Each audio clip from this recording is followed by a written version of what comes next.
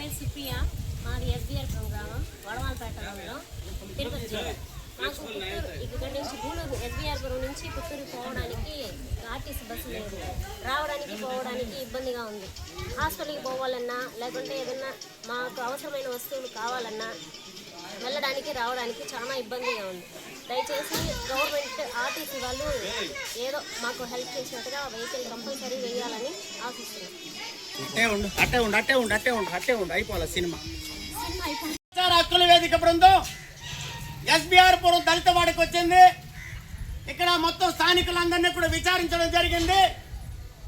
ఇక్కడ ఎస్బీఆర్పురం దళితవాడ నుంచి పుత్తూరు వరకు దాదాపు 10 గ్రామాల ప్రజలు బస్సు లేకుండా చాలా ఇబ్బంది పడుతున్నారు.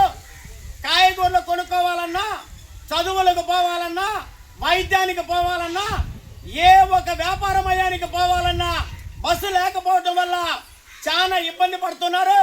మేము కూటమి ప్రభుత్వానికి మా రిక్వెస్ట్ ఏంటంటే ఇక్కడ మొత్తం ఈ పంచాయతీ అంతా కూడా గత 2 నెలలకు ముందు వరకు కూటమి ప్రభుత్వానికి నాయకత్వం వహించిన నాయకులే సర్పంచ్గా ఉండటం ప్రజలందరికీ తెలిసిన విషయం. అందులో భాగంగా ఇక్కడ ఆర్టీసీ బస్సు ఉచిత బస్సు వేసి ఇక్కడ ప్రజల్ని ఆదుకోవాలని ప్రభుత్వానికి మేము వినతి పత్రం వీడియో ద్వారా తెలియజేస్తున్నాం. ఏది ఏమైనా ఈ వీడియో తర్వాత అయినా స్థానిక ఎమ్మెల్యే గాలి భానుప్రకాష్ గారు కనికరించి ఆర్టీసీ బస్సు ఎస్బీఆర్పురం టు పుత్తూరుకి ఉచిత బస్సు వేయాలని ఈ వీడియో ద్వారా ఎమ్మెల్యే గారికి సమాచార హక్కుల వేదిక ఇక్కడ స్థానికులందరూ కూడా రిక్వెస్ట్ చేసుకుంటున్నాం.